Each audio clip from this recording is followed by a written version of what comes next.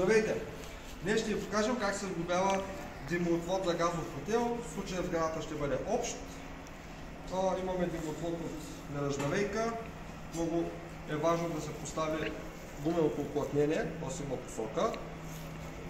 Има си канал. В случая се правим заготовка за този етаж. Ето ви го и отклонението, което ще е за съответния котел. Предварително поставяме уплътнение и е много важно да се врязват абсолютно плътно. За целта, за да няма пропуски, се слага една скоба, която си има точно определено място.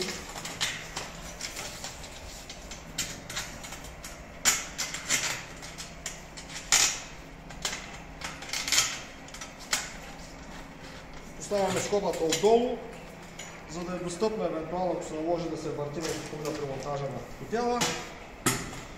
Стягаме и сме готови. И така продължаваме с следващия момент, в който сме си подготвили предварително уплътнението. Поставяме, натискаме, за да влезе отново плътно. И така процесът се повтаря на всеки етаж.